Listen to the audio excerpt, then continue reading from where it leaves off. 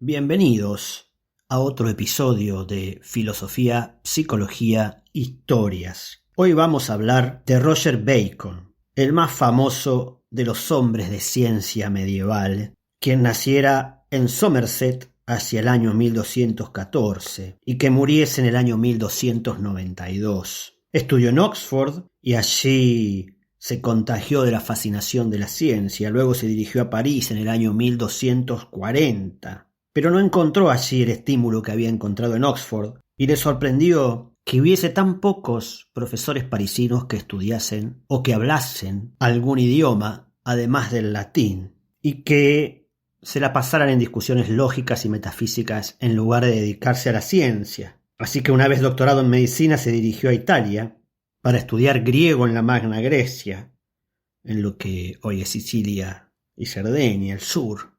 Allí conoció obras musulmanas y en 1251 regresó a Oxford y entró a formar parte de la facultad. Según sus palabras, había invertido mucho dinero en la compra de libros e instrumentos secretos y había contratado judíos que le enseñaban el hebreo a él y a sus estudiantes para que le ayudasen a leer el Antiguo Testamento en el lenguaje original, y hacia el 1253 ingresó en la orden franciscana, pero aparentemente no fue sacerdote.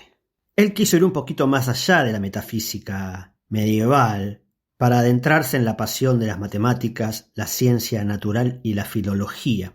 Era un fervoroso trabajador y en 1256 tuvo un problema de salud que lo retiró de la vida universitaria durante 10 años. Había escrito algunas porciones sueltas de una obra que luego va a compilar, porque en el 1265 Guy Fawkes, que era el arzobispo de Narbona, se convirtió en papa, en el papa Clemente IV, y llevó al pontificado algo de ese espíritu liberal que se estaba despertando en el sur de Francia.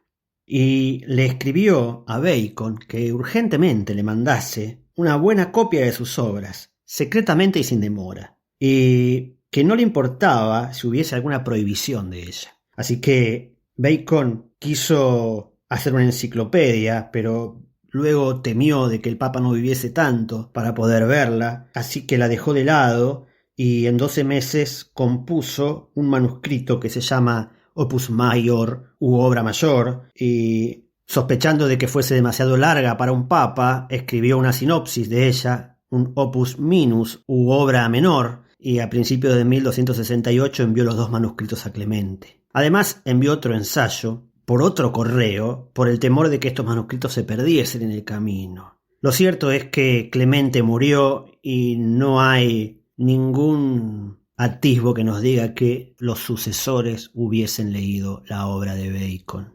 El Opus Maius es la obra de mayor influencia de Bacon. Allí él divide su obra en 7 tratados sobre la ignorancia y el error, sobre las relaciones entre la filosofía y la teología, el estudio de los lenguajes extranjeros, la utilidad de las matemáticas, la perspectiva y la óptica, la ciencia experimental y la filosofía moral. Él nos cuenta que hay 4 causas de error humano. Uno de ellos es el ejemplo de la indigna autoridad. El otro es la costumbre largo tiempo establecida. El otro es el sentir ignorante de las muchedumbres, y el último, la ocultación de la propia ignorancia bajo la apariencia de sabiduría. Después de desterrar estas 4 causas de error a las regiones inferiores, él quiere demostrar que existe una sabiduría perfecta y que esa está contenida en la Sagrada Escritura. Y esto es lo interesante y contradictorio quizás para nuestra época, porque es un científico que se quiere basar en las Escrituras. De hecho, creía en el próximo advenimiento de Cristo y el fin del mundo, pero abogaba por una ciencia reveladora de la propia creación. También se esfuerza en enseñar el hebreo al Papa. Para él eso es fundamental, porque el estudio de los lenguajes es necesario en la teología, también en la filosofía y en la ciencia, porque ninguna traducción da un sentido preciso de lo que se lee. Él propone al Papa que designe una comisión de eruditos doctos en hebreo, en griego y en latín, para que se pusiesen de acuerdo en lo que realmente querían decir las Escrituras. Él instaba al establecimiento de cátedras universitarias en hebreo, griego, arábigo y caldeo. A su vez, completó una gramática griega para uso latino y fue el primer cristiano que compuso una gramática hebrea. Cuando empieza a hablar de matemáticas, se vuelve muy entusiasta y dice que después del lenguaje es lo más necesario que tenemos que estudiar los seres humanos. Pero aunque las matemáticas son un resultado, la experimentación debe ser un medio y debe ser la prueba de la ciencia. Él no confía en la lógica, como lo hicieron Abelardo o Tomás. En algún momento dice que habría que quemar todos los libros de Aristóteles. Él dice que las cosas, por más que sean probadas lógicamente, no son reales hasta que se experimentan. Dice, por ejemplo, por más que la lógica me convenza de que una quemadura es provocada por el fuego, no me convence realmente hasta que el fuego me quema. Entonces la experimentación no es un método de investigación para él, sino que es el modo final de comprobación de las ideas.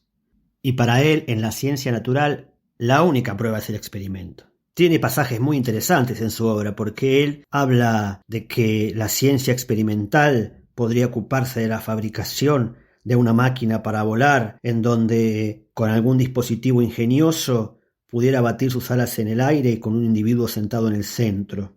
También decía que se podrían construir máquinas para andar en el mar y en los ríos, aún hasta en el fondo y sin peligro. En algún momento describe que podrían emplearse ciertos juguetes que, con una mezcla de salitre, carbón de leña y azufre, pudieran hacer tener una fuerza explosiva. Es decir, estaba hablando de la pólvora, porque podían hacer retumbar un gran trueno y producir un gran estallido. En algún momento se pregunta qué pasaría si el progreso de la ciencia física aumentase el poder del hombre sin mejorar sus propósitos. Es decir, empieza a preguntarse qué pasaría moralmente con la ciencia en el futuro. Y dice que toda ciencia tiene su lado práctico, pero solo la filosofía moral puede decirse que es esencialmente práctica, porque se ocupa de la conducta humana, de la virtud, de la felicidad y de la aflicción. Es decir, aquí vuelve a encontrarse con la metafísica, porque nos está hablando de la moralidad que está basada en la teología, una moralidad apoyada en la religión, con la que el hombre podrá salvarse. ¿Pero cuál religión? Él no habla de una, él dice de un parlamento de religiones, y ahí quería incluir el budismo y el islam. Si bien él concluye en que el cristianismo está por encima de las otras, no las descarta. Los papas no lo escucharon y eso ensombreció un poco su espíritu.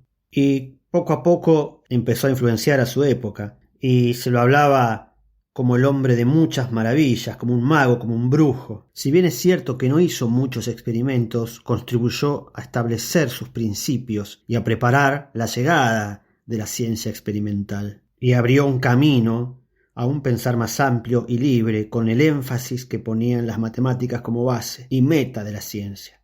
Él se adelantó un poco a lo que vendría después con la ciencia. Para él lo más importante era estar dispuesto siempre a aprender. Así que me despido con una frase en donde Roger Bacon nos deja la siguiente enseñanza, que dice así: cuanto más sabio es un hombre, más humildemente está dispuesto a recibir instrucciones de otro, y no desdeña la simplicidad del maestro, antes bien se conduce humildemente ante campesinos, ancianas y niños, pues los simples e indoctos saben muchas cosas que escapan a la atención del sabio. Yo he aprendido más verdades importantes de hombres de humilde condición que de todos los famosos doctores. No se jacte nadie, pues, de su sabiduría.